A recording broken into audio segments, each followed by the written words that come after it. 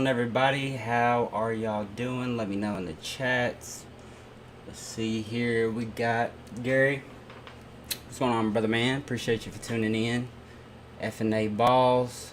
Appreciate you for tuning in on this glorious evening.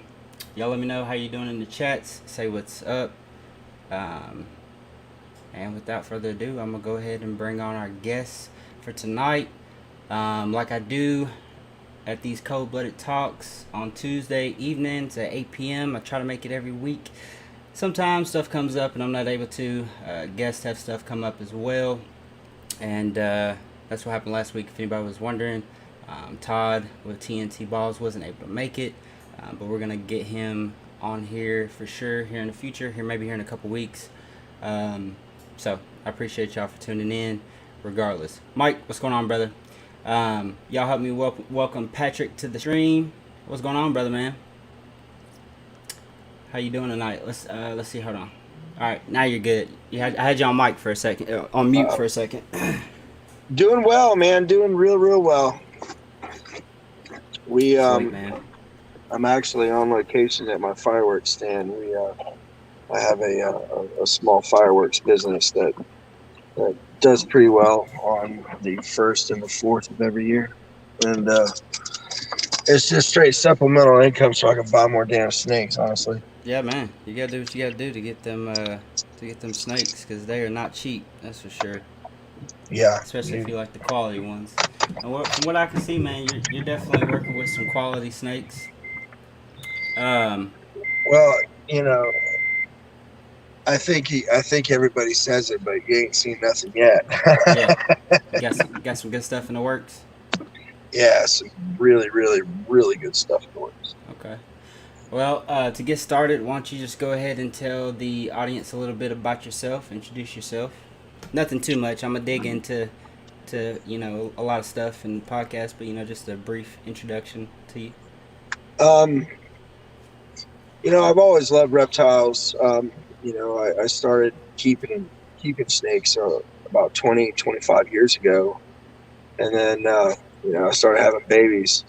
So out the reptiles went. Now the babies are all grown up, and now I just exploded. So yeah, we've got a few animals. 25 years ago, man. You don't look that old. You can't be but what, 32? Nah, man, I'm 45. I'm just messing with you. I seen. Did you just have a grandbaby? I did. I just she's not born yet. Okay. They just had a gender reveal party, for a granddaughter. Awesome. So congratulations. There's been a very long line of bonehead, stubborn boys coming from my family. Yeah. So it's about damn time that we get a little girl to spoil. Yeah, I hear that, man. I've got 4 boys. We just tried for our last, and I got snipped, and that's it. That's the end of that train. I was hoping for a girl. Me and my wife were both hoping for a girl. I was hoping for a girl just to kind of soften me up a little bit, because I feel like I'm military style on my boys. But it's good for them. So, I don't have any regret on how hard I am on them, because it shows, and people definitely appreciate the respect that they have. Yeah, absolutely. All right, so F&A Ball is gonna be cleaning rats and listening. Well, we appreciate that. Yeah, man. So I guess we'll dive into these questions. Sure. How did you, or what got you in the reptile keeping hobby? Any special backstory to that? Well, I've always been really fond of animals. But when I was in my 20s, I met this dude that used to fight pit bulls, and I didn't like that. And then he had this big, big red-tailed boa. She was every bit of 8 foot, and that snake just didn't look good. So I immediately was like, "Dude, man, what are you gonna do with that snake?" Well, I mean, his name's Lucifer. And I was like, dude, seriously? Now, how cliche is that? Come on. But anyway, I talked him out of the snake, and I've never kept a reptile before. And I mean, I really grew a bond with that animal, and I had that animal for about, I don't know, another 8 years. Of course, he finally passed away. But yeah, dude, um, when I was able and I was ready, I told myself that I was gonna, get, a couple more snakes and maybe another lizard or something. And yeah, I did. I got into my ball python passion. It came on hard, came on fast. I started with two, and now I've got close to 45. How long ago was that you got back into the hobby and started collecting ball pythons? 2 years ago. 2 years. Okay. Mhm.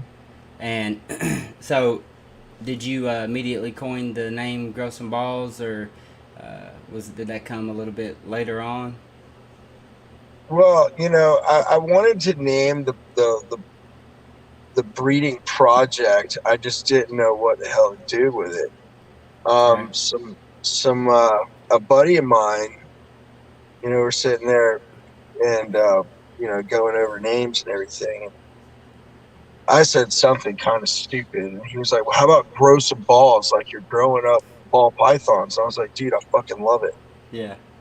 So yeah, I gotta give my buddy a shout out for that. But he's not on here, so I love the the wordplay names, man. A lot of it's people great. come up with the one. Jose with Got Balls is a good one. Yeah, yeah. Good. Grab your balls, got balls. Yeah. Um, yeah. There's a few good ones, and then there's an actual, like, you see how I played the words in mine. Like, you've got, grow some balls. Okay, yeah, we are growing ball pythons, but I'm doing multiple ball pythons. So some Right. is spelled SUM, like in numerical Right. sum. So yeah, it's kind of a little play on words as well. Yeah. I like it. I don't know how Garrett. long it'll last. If I'm definitely not going to. I don't see myself getting big enough to rebrand yet. You never know, man. I'm sure Kabelka didn't see himself where he is No, today, 25 years ago or 20 years oh, ago. absolutely not.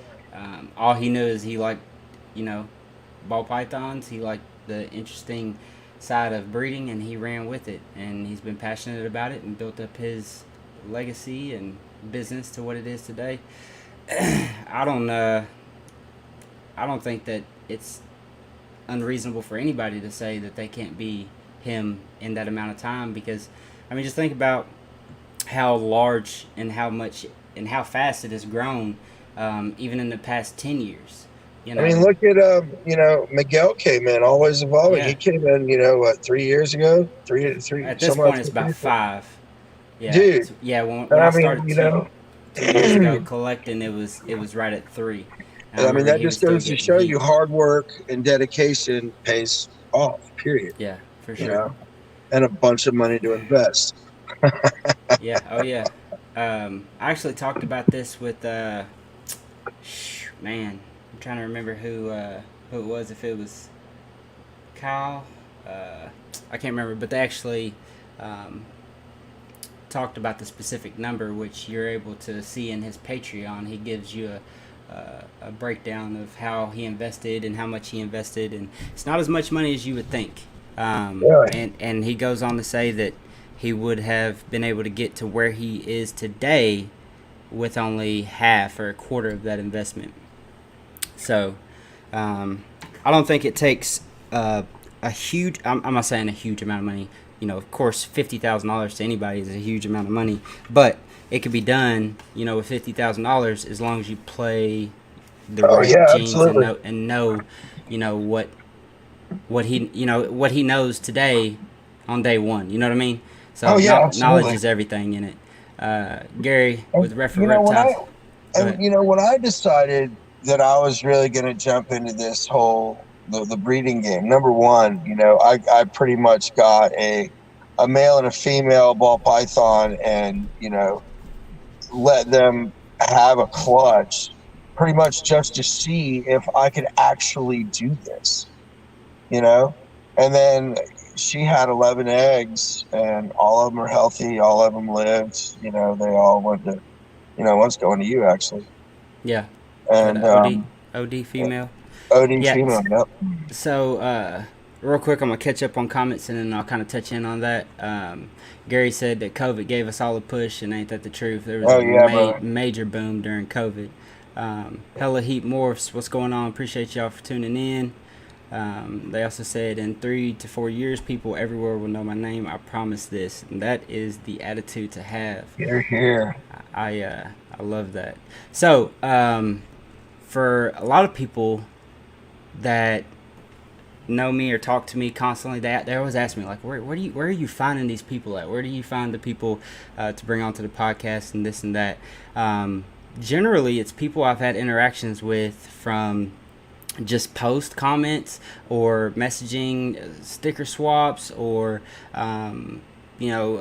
spin to wins raffle, stuff like that. And also in our case was a raffle for a benefit for Iron Dog Reptiles, and Patrick actually donated a snake, and I woke up in the middle of the night with a couple messages from Letka saying that I had won. And I actually won 2 other snakes that night as well. And those other 2 snakes, I ended up you gave them back. Yeah, gifting those back. Yeah. But when I was talking with Patrick and he was telling me that this OD line was Ozzy Boyd's, for some reason Ozzy don't want to message me back on Morph Market. I don't know what it's about. I've messaged him twice and not got any response. So I just given up on getting the snakes from him. So when I found out it was Ozzy Boyd's line, I was like, yeah, man, I'd love to have that, even if it's just a single gene, just get that in the collection.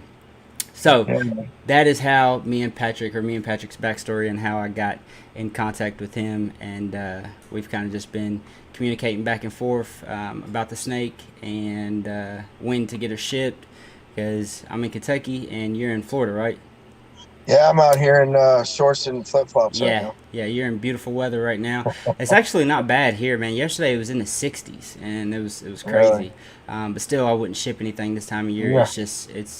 Yeah. On a good day, FedEx sometimes don't have their shit together. So when it comes to holiday seasons, they're definitely still probably. No, it'll be. We'll figure it out. After the first of the year. For sure. Memphis is honestly, I really think Memphis is the terminal that you have to look out for, because that's where she sits the most. Yeah, Memphis is always bad, man. I've got a buddy who's had a snake there. I think it was 3 days it sat at Memphis. And my buddy here, Gary, he had a snake that Gary, if you're watching this, was that the Memphis hub that your snake got stuck at? He got a hog nose from Brittany Gobble. You know who that is, don't you? Mm-hmm. Yeah, for sure. Hella, he says you gotta call Ozzy. He takes forever to message back. That makes sense. He probably gets, 30 or 40 inquiries a day. But still, he needs to hire somebody like Justin has. Let's see. Hella Heat More says, my first snake ever I tried to buy from him and ended up going elsewhere because he never answered, and I just got one from Justin's produced dads. Heck yeah. I was so shocked whenever I had called the number for Justin Kabelka, and it's his actual phone number. That was shocking. Oh wow! Like he answered? No, he didn't answer it, but it was his voicemail. Nice. Like his voicemail. I have heard that people he does, and they have talked to him, and he will talk to you, which is incredible. I actually spoke with a breeder up in Canada today, and I texted them. I got their number off Morph Market to inquire about an animal, and they actually texted me back. I was like, "Holy crap, that's pretty cool." Yeah, I actually have my number on Morph Market, and I've only been contacted once through Morph Market, and it was the most awesome experience. This guy and his son were trying to buy a snake, and they've actually reached out to me a couple times about some maybe more simple stuff, but kind of means a lot to me that they're worried enough to actually reach out to me and see if this was a big issue, shedding, eating, stuff like that. So definitely, I appreciate it because it makes me know that the snake went to a good, loving home. And Yeah, nothing like absolutely. worse. You know what I mean? Like nothing like, hey, look what it did today. You know what I mean? Nothing like too extra. But they're pretty cool people. So, are you cool talking money, Yeah. expenses and stuff? Okay. Do you keep track of your say month to month or uh, expenses on what it takes to upkeep 40? What did you say? 40 something snakes, ball pythons. Yeah, 48. You keep track. You buy feeders and stuff like that. You keep track as far No, as no. I breed all my own Breed your rats. own. Heck yeah. Yeah. I gotta give a shout out to my boy Chris Davenport.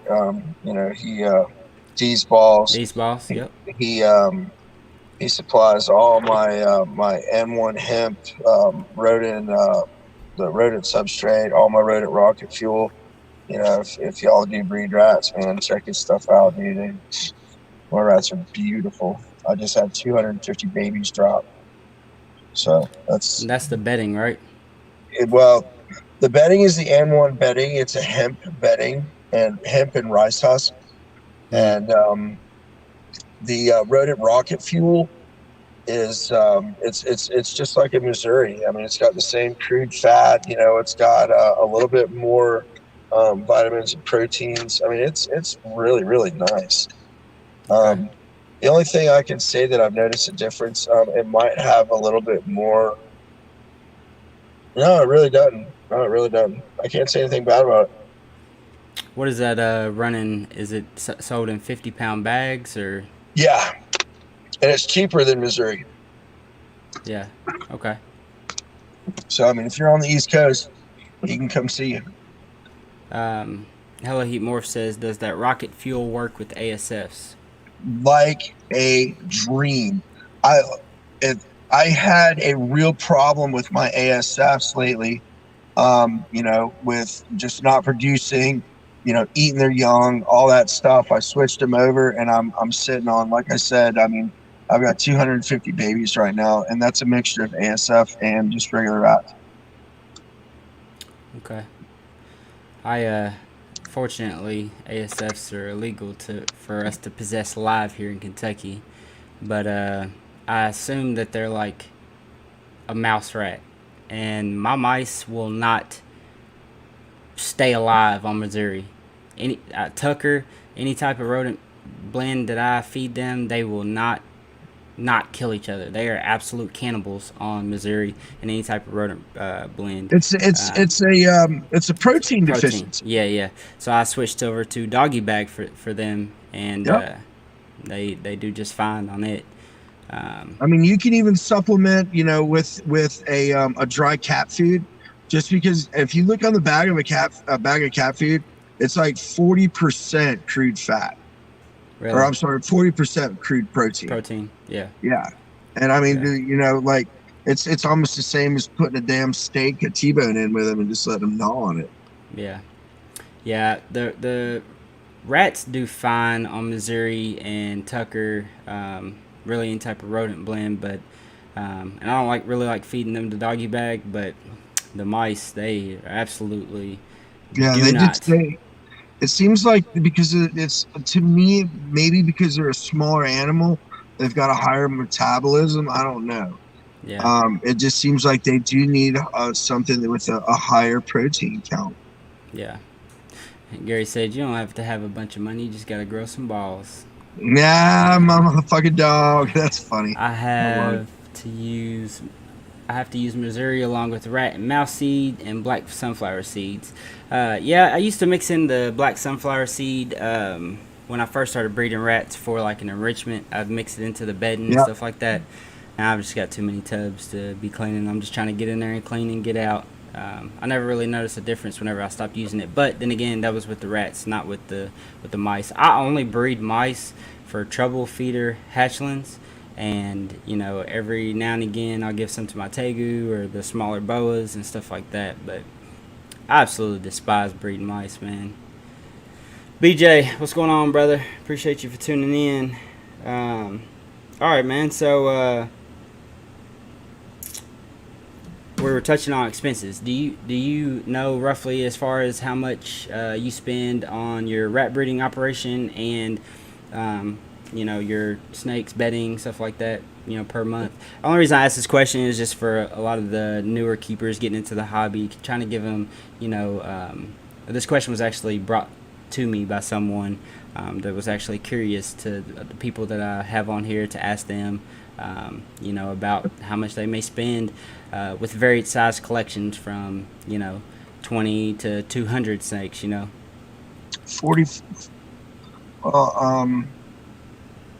I go through about 5 bags of food, so you're looking $60, $70 for that. Yeah. I mean, I would say like maybe $300 a month. Now, if I have Total. to buy, right. But the thing is, now lately, because my rats and my ASF project, like I said, they've been nuts. Yeah. So now let's factor in $150 a week Right. to feed my animals. We go through about 2 bags, 250-pound bags of feed. Yeah, a week. Yeah. So, plus, like I said, let's factor in like about $150 to feed my snakes. And that's if I have to buy the ASFs, buy the rats, because I've got some females that are pushing like 4,000 grams. So, you give them an ASF and they're going to look at that and laugh, Yeah. They want that badonkadonk. Yeah. Do you feed ASFs to everything, or? I feed ASFs to everything that I am actually breeding. Yeah. Especially the females, especially after they ovulate, and I see them on a build. It's nothing but ASF, nothing but hatchlings. I'll start with ASF. Just barely, just a couple days old, and by the time I can really get them going and get them fired up, I will never ever feed them another rat pup, because rat pups, they look like a damn slug. They just lay there. Those little hoppers, man, little ASFs, they bounce around and they piss that snake off. And it's like an automatic feed response. If your snake don't know, he'll figure it out real quick that he don't like it. He's gonna bust its ass. Yeah, and that's why I have to feed the mouse hoppers. Right. Kind of gets them triggering, right. They're jumpy. To feed. Oh yeah. Hello Heat Morph says, I'm in Kentucky and called about the ASFs, and they said that it is a law with zero enforcement because they have no clue if it is a rat or a mouse, so don't worry. Oh.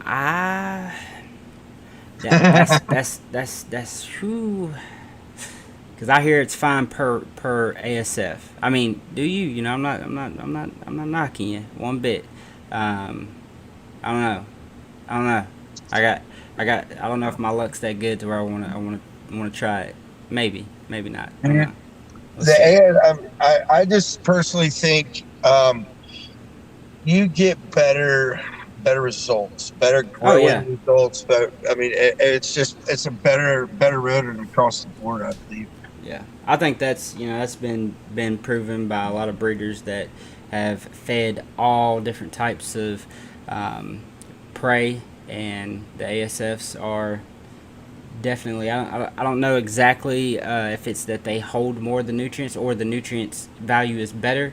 If it's a better, they need more fat content or more protein from the prey, or what it is, but if you look at all the breeders who feed ASFs and strictly ASFs, and there's a reason why that they do that. There's a reason why that they rave on it. It's just like everything that we do in this hobby. I'll tell you what, breeding them things are a pain in the ass. Yeah, I hear they're pretty rough. Yeah, I don't know. I've probably got 15 loose in my rat shed right now. And really? Oh God. Yeah. Do you do water bottles then? I do. Yeah.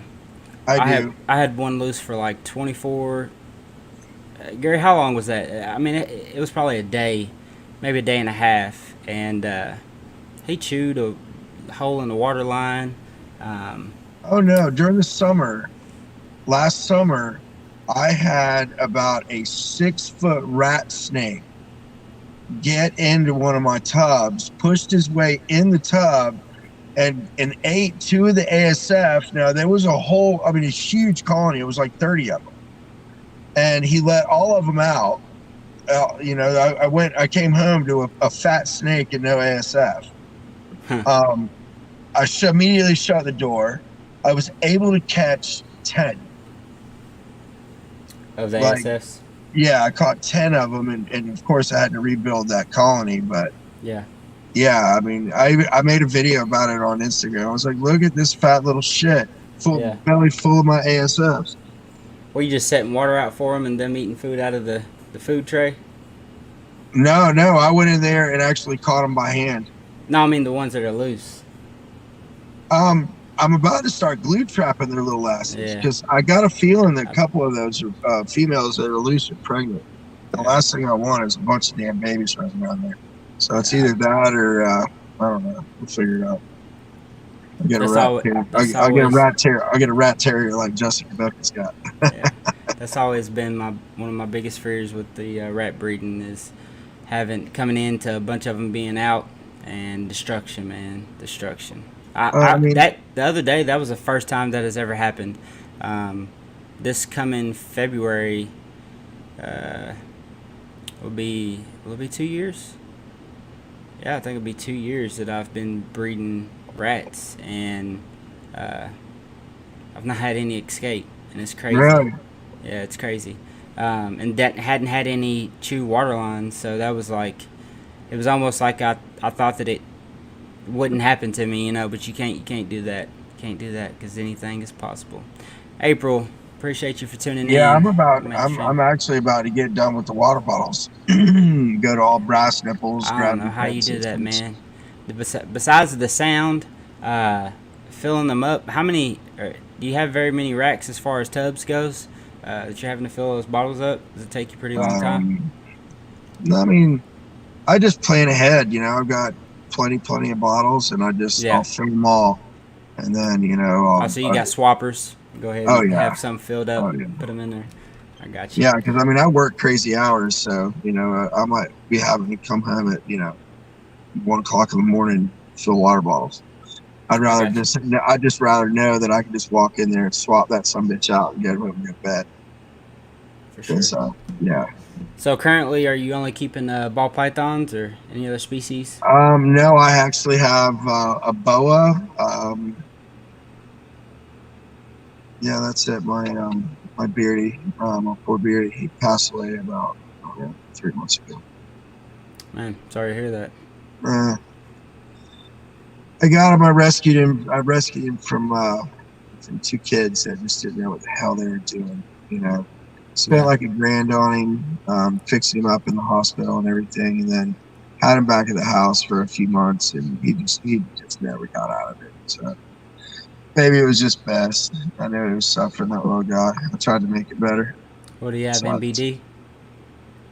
I don't know, man.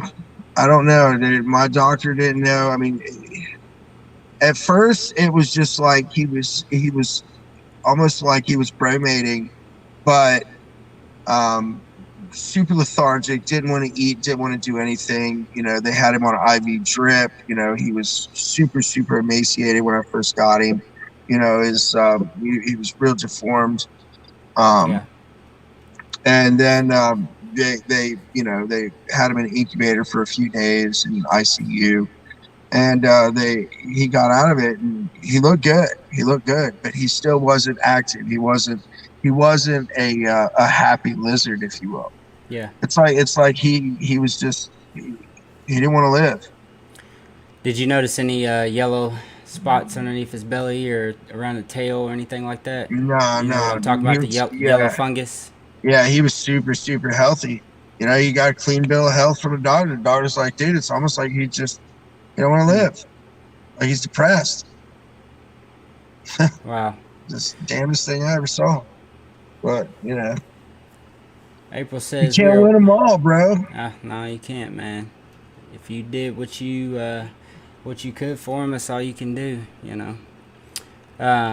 April says they're watching and cleaning these babies. Is she cleaning your ball python hatchlings? Underworld Creations. Scotty, what's going on, brother? And Nick, appreciate y'all for tuning in. He said he couldn't stand the water bottles. He switched out to the watering system as quickly and as he possibly could. Yeah, that's happening in like a month because I hear it, dude. I go outside, I'll smoke a cigarette outside, and I can hear it from the rats. Oh man, shut the fuck that up. sound haunts you in your sleep, man. I'm telling you, bro. Like I'm telling a bunch you. of coins going down some stairs. Anybody in the market for a Kenyan sand boa? April says that she has one. He's driving her crazy. I guess he's not eating. Is that the issue? I'm not a fan of the Kenyan sand boas. No offense, April, but they look funny to me for some reason. They look like earthworms.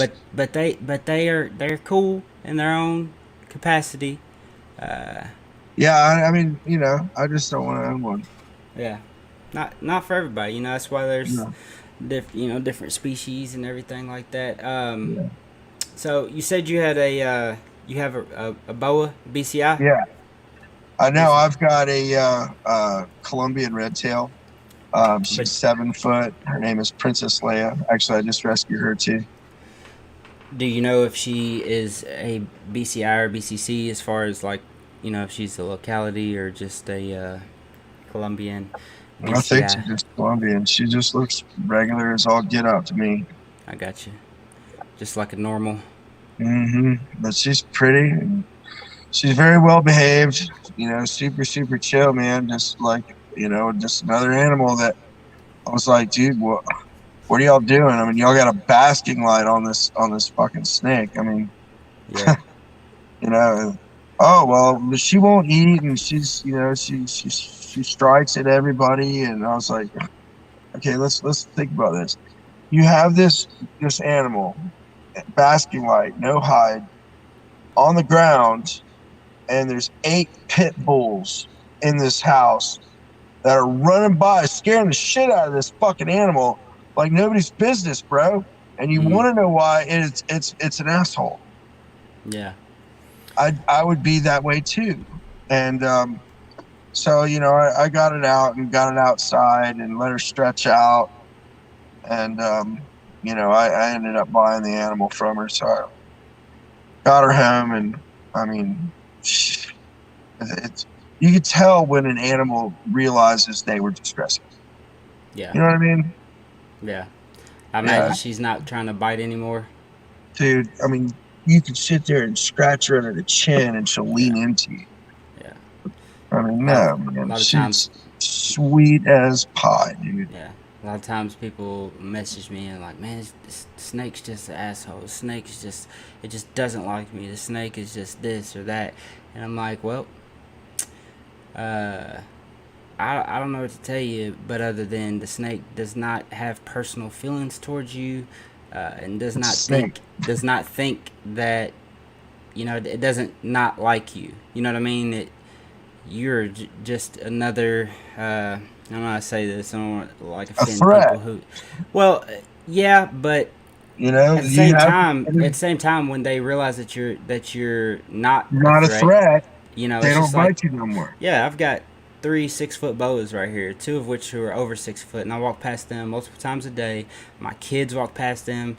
My 16-month-old walks up to this one and wants to bang her glass to death, and they think nothing of it. Nothing, because they're not a threat.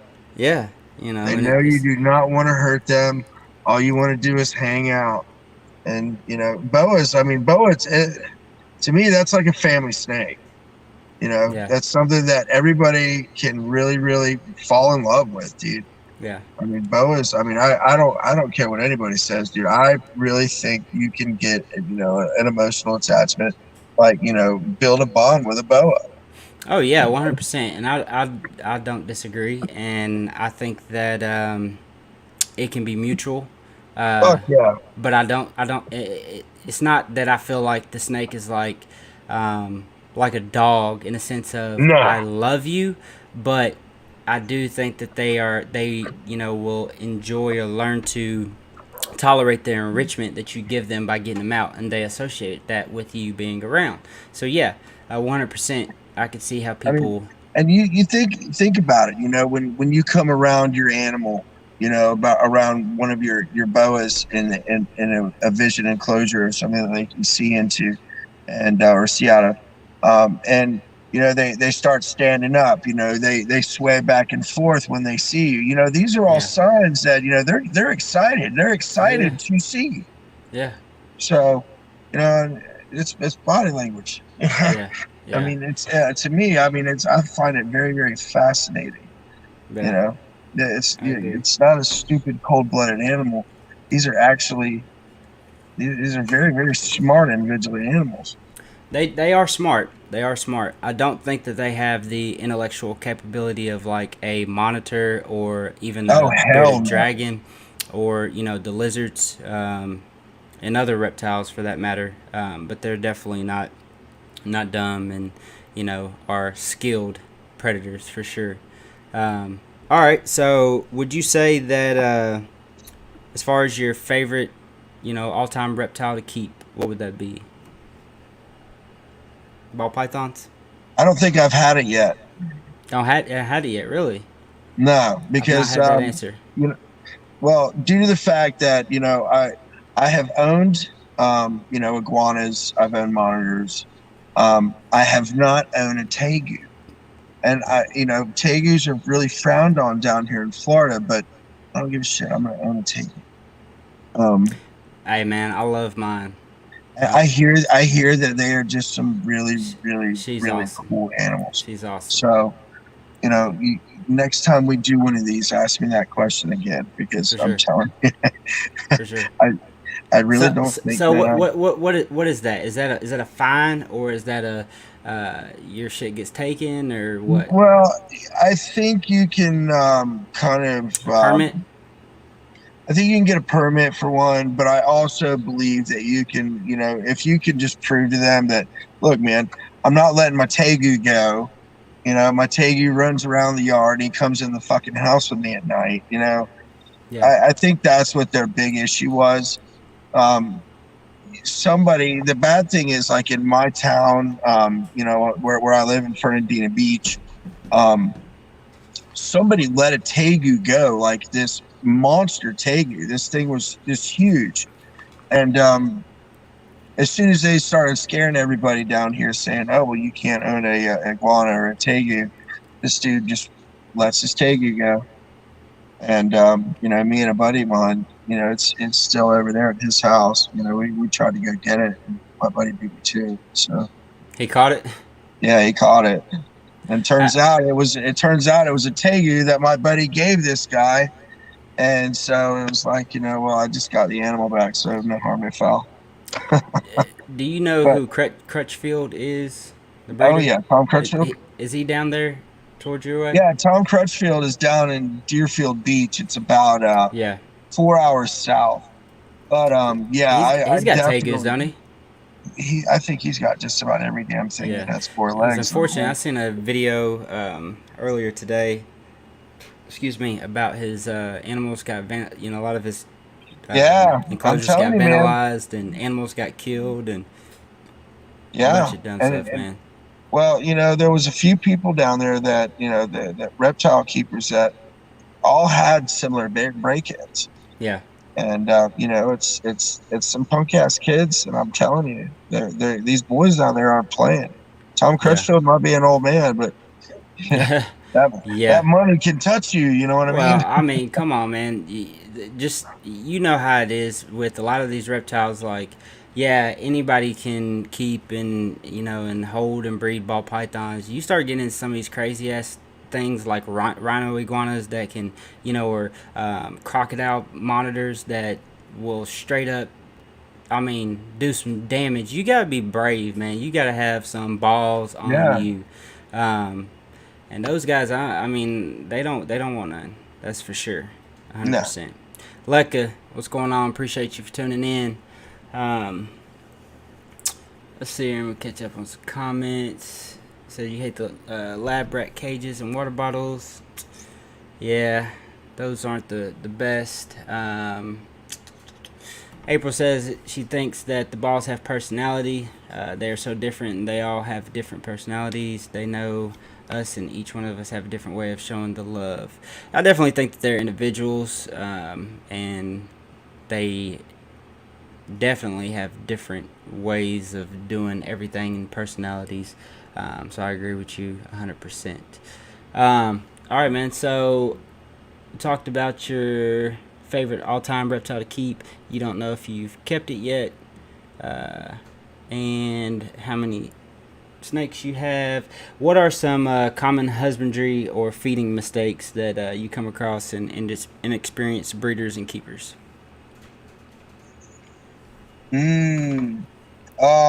I really, really, really strongly suggest that you know where you're getting your substrate from. I gave my whole entire collection. Well, I had like 20 animals at the time. But I was using a cypress just from your pet store. And I mean, I gave my every fucking snake I had was crawling. I mean, you just running for the water bowl. It was terrible. Mites.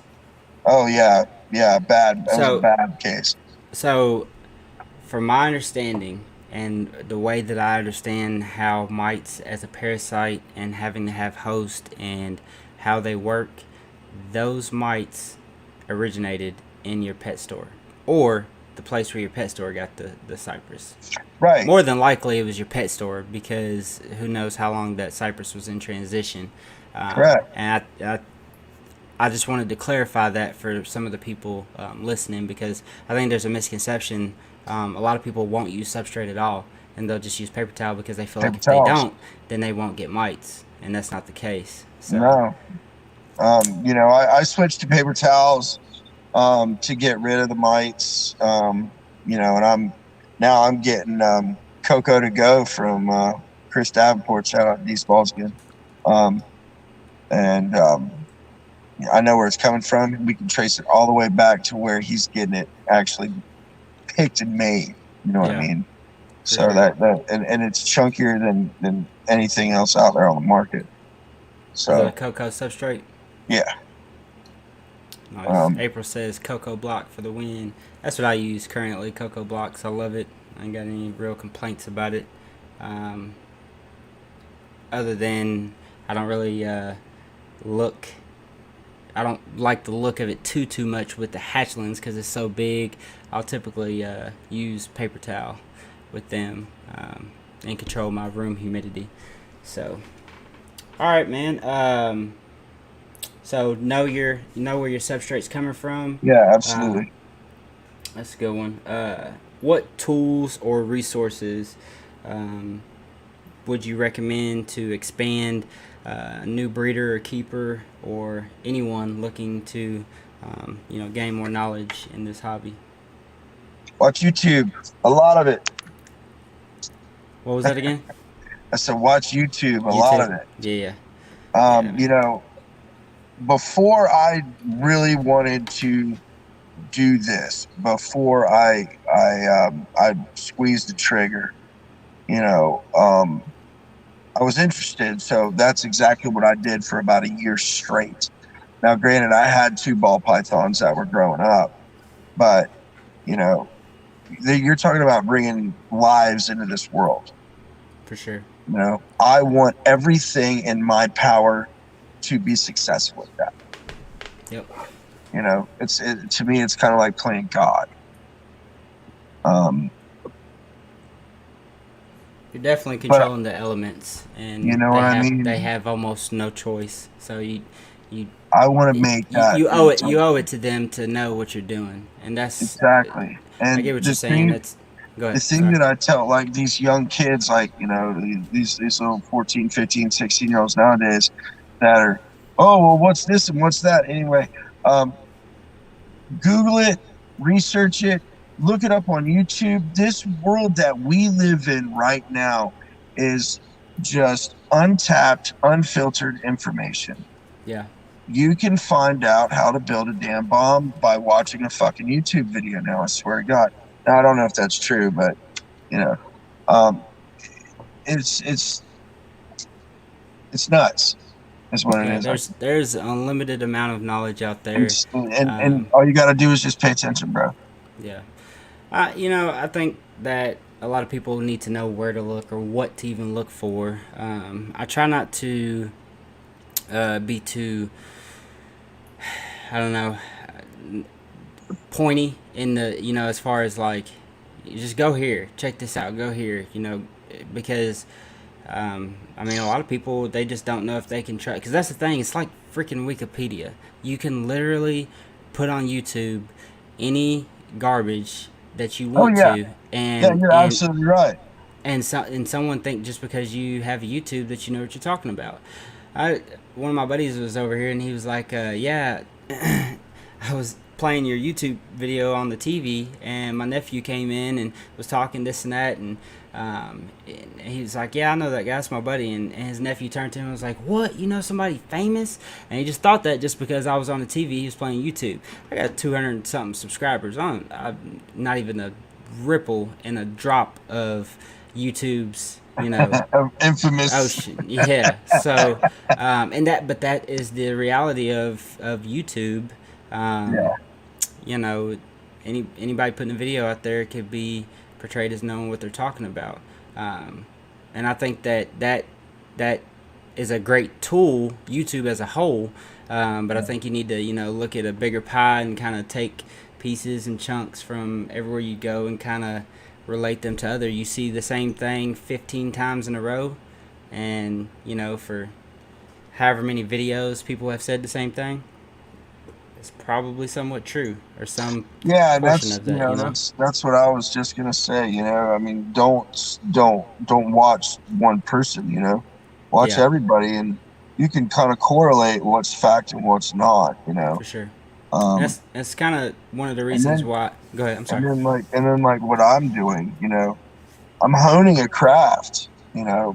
I have a natch for this, and it's kind of weird because me being a chef, so I feel like I'm cooking with snakes now. I've got all these ingredients, and it's just mix and match, see what we can come up with, and it's kind of cool because I'm definitely after some certain morphs and certain genetics, and things are going good, man. I'm really really excited about next year, next season. That's good. What are some projects you're most excited about for next season, or even this season that you got cooking? I'm gonna really really mess with the ultramel gene some. Okay. Um, I've got some really cool things coming with the ultramel gene, mixed in with it.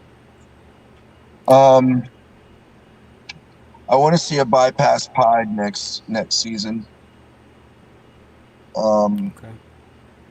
I've got a bunch of leopard ivories, orange dream leopard ivories. Those are she's due to lay any day. But she's a big girl. She's a big girl. She's about 2,800 grams.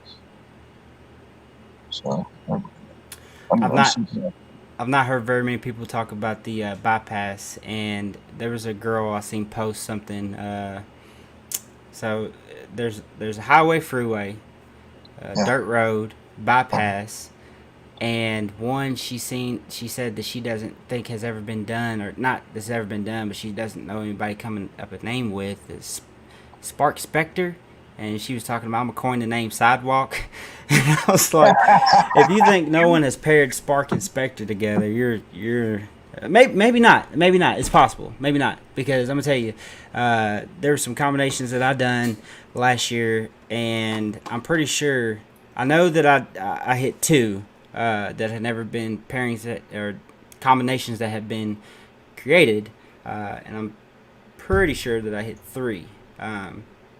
No recessives, nothing that was like super like, oh my god, this is the most craziest thing that I've ever seen, but I can't find records of them ever being created before.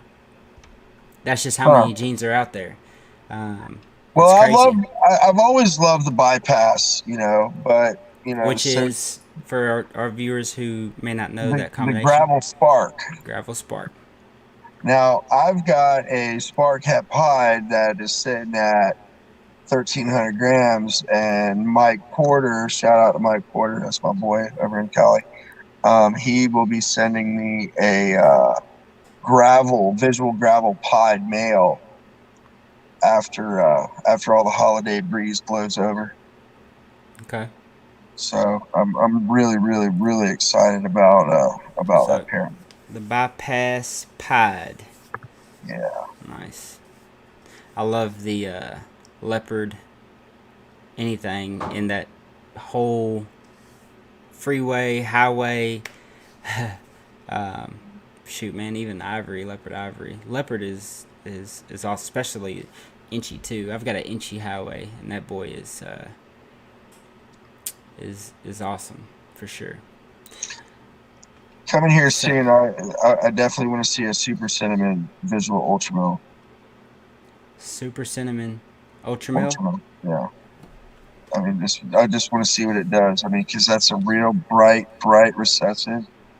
And that's a jar. I love the Ultra Mill project, and I actually have never thought about that. I think I kind of write off the Super Cinnamon as just being, well, I take it back because I made a banana 8-ball, and it. Oh yeah, I bet that was pretty. It was like, I don't even know how to describe the color of it, but it blew me away. It was pretty nice. Of course, they were males because my banana is a male maker. But that'll probably be a pretty nice snake, man. Super Cinnamon Ultra Mill. We'll see, man. We'll see how it all plays out. I've got my fangs set. I'm trying to bite at it. Gary says he thought you said you use hemp substrate. Were you talking about that was for the rats, right? Yes. Okay. And that is, what's it called again? It's called And One Hemp Substrate. It's by D's Balls. The gentleman that owns it is Chris Davenport. You can find him on Instagram. Yeah. And I believe does he still use or advertise the actual hemp bedding for ball pythons? I think I've seen I'm not sure. Hardwire Exotics. I thought he had used. Maybe it was a different person he used his substrate, but yeah, Tony Substrate. He uses or Tony Thomas. He uses the And One for the rats, and I don't know what he uses for his snakes. I thought he uses cocoa, but I could be wrong. I got you. Z-Rage Pythons, appreciate you for tuning in. And they said the Leopard Highway and Orange Dream Highway, love it. Can't wait to get Inchy into it. Yes, Inchy Leopard Highway Super Gravels is definitely on my to-do list here in the next 2 years. Oh yeah, for sure. I love the highway project. I don't have any asphalt, so I'm not gonna make any freeways anytime soon, or at least I'm hoping I have an asphalt. I have an asphalt / yellow belly. We'll see what happens. There's a good chance. I'm 50% positive that you have it. That's where I'm at. I'm 50% sure, but I'm 100% sure that I'm feeding this animal for the next, 3 years. Yeah, for sure. Is it female? Yeah. Yeah. Well, if it pays off, it'll pay off great. Oh, I know. That's for sure. Being a female. Oh yeah. I mean, I don't think I've seen in 2 years. I don't think I've seen a breeder asphalt female at all. Patrick, what's going on, brother? Appreciate you for tuning in. Says, what's up, y'all? Can y'all talk about starting to breed rats? So, you got a few more minutes? Yeah, brother. Okay. Do you want to just dive into like how you got started breeding rats, and we'll touch on it real quick? I know you don't have too much longer. I mean, in a nutshell, I don't know how anybody, honestly, hats off to everybody out there that buys actual live rodents for a big collection. Yeah. Because I don't know if they were here earlier. I was spending, and I'm still spending, $150 a week just on rodents to feed 48 ball pythons. But the cool thing is that my rats really had a big explosion, so I'll be self-sustained in, probably a month. But yeah, I mean, if you don't have a very, very good job, or you don't have some really decent money coming in, it's hard. Yeah. Breed your own rats, because then all you're doing is turning rat food into ball pythons. Yeah.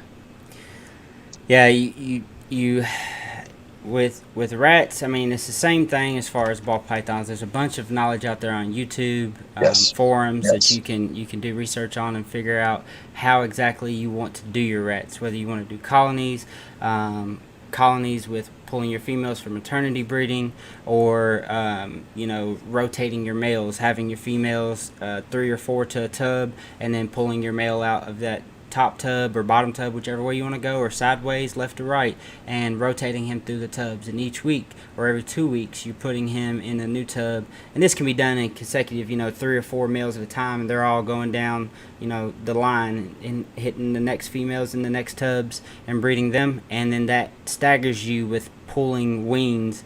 You should know exactly where all your females that are pregnant, and it's that way is the best way that I've found to be able to keep track of what female is producing small litters, but you either have to have a lot of tubs with a lot of space and constantly be out there rotating your male to do that, and it's the most controlled, but you don't produce, in my opinion, with smaller space, you don't produce as much doing that, because you're gonna have those weeks where you'll forget you're gonna have those weeks where your breeder male may die, Yeah. for those tubs. There's a bunch I that, mean, I'm running 26 tubs right now, and I don't think it's enough. And those are the big concrete tubs. yeah. I think I'm gonna have to go get more. So there's a bunch of different ways to do it. You just need to figure out which way you want to do it, stick with it. Shout out to my boy Gary. He, constantly keeping me from being squirrel brain, because I'm constantly wanting to switch up stuff and try something different. When something doesn't work and it's messing up, I immediately we gotta fix this. We gotta do something different. And, Hey, actually, let me. need to pause for a second. No. What do I think about bus tubs? I'm reading this question. I was actually, me being in the restaurant industry, I've been really, really, really curious to know just how bus tubs work, because I got a bunch of them. And I can build a fucking rack around the bus tub. The problem I think that you'll run in with the bus tubs is that they are not flat. Yes, if there's any surface, it don't matter what tub you use, as long as it is not deeper than, I don't know, 8 to 10 inches. The rack can stand up and be able to get, especially if you use a thicker substrate or more bedding, it can get to the feed tray. But the problem is that they will dig down to the bottom of the tub, and if that surface is not flat and there's a beveled or rounded edge, they more than likely will try to chew that, and they'll chew a hole out, and then you'll have rats gone. Now, I know people who use the hefty tubs, and they are not flat. Well, I say people. My boy Justin, he uses hefty tubs. Granted, he does not have a large collection of rats, so it's a lot easier to keep track of. Putting in stuff for them to keep them occupied, blocks, seed, whatever the case may be, to keep them from doing stuff like that. But when you're talking about giving or making a operation where you're producing 100, 200 weaned a week, sometimes that's not feasible. So if it was me and I'm telling somebody to start out, you want to get the flattest tubs that you can, to where they cannot literally get their teeth on any edge, and on the lip of your rails where you're sliding that tub into meet the mesh or whatever you're having, that it is as close to that as it can be without being too tough, where you're not jerking the tub out. You know what I mean? Yeah. So that, if you can find bus tubs that are flat bottomed, I mean they'd work for sure, except for the fact of I'd want to have the top lip where the tub comes up to be flat as well and not rounded. That's the only thing I hate about the concrete tubs too. It's hard to get them a flush fit on the homemade racks, and that's why I like using the FB40s, Freedom Breeder, Yeah. or ARS tubs for those. So, Bankrupt Reptile, Seth, what's going on, brother man? Appreciate you for tuning in. F&A Ball says, thanks to our super asphalt mill, we're hoping to turn rat food into super asphalts this year. Nice. That's a definite end goal right there. Oh, Start to finish. That's bread and butter clutch right there. That sounds like a TikTok to me. Somebody having a piece of rat food and just doing something, a transition, and be like, Snake, you know, hey man, I always be thinking about them. Don't nobody take that either. If I see you do it, you better put shout out Morph Nation Reptiles. Well, F&A Balls through Morph Nation Reptiles. You on TikTok, man? No. No? Need to check, man. I'm telling, hey, don't sleep on it. It's a good promotional platform. A lot of people are like, I don't do Facebook, I don't do Instagram. You know, like even if you don't do it, it's a good promotional platform, man. Do you have a YouTube channel? Are you doing YouTube videos? I don't know. I'm thinking about it. You know, especially now that I'm gonna start Do it, man. Some You don't even have to show. You cutting don't even have to and show your face. You can literally just be behind the camera talking. And I can't talk too much because I haven't put out very many YouTube videos here lately. But that's about to change. I'm about to get some more YouTube content put up. All that. Let me know in the comments if you all have anything, any other questions for Patrick. Do you have anything that you like to input, brother man? No, man. The only thing I could say is, you know, check me out on Instagram, and if you like what I got so far, just wait. Whew, just wait. Just wait on it. That needs to be in the slogan, man. Grow some balls. Just wait. For real. That and cooking up something, man. That analogy you talking about, you know, being a chef, cooking something up, you know. It's a good one. Oh yeah, I've definitely got some good ingredients to work with right now. Yeah, it's all about that, putting them ingredients together, man. Pieces to the puzzle. That's it. All right, man. Well, I'm gonna put you backstage. I appreciate you coming on. As long as nobody else has anything they'd like to ask Patrick, I'm gonna go ahead and throw him backstage, and then you just hang on just a few minutes, and I'm gonna holler at you here in just a second, okay? All right, brother. All right. All right, guys. Well, I appreciate y'all tuning in for this week's Cold Blooded Talks podcast. I'm gonna try to do it same time next week, Tuesday, 8 p.m. So that's all I got for tonight. Appreciate y'all. Y'all have a great night.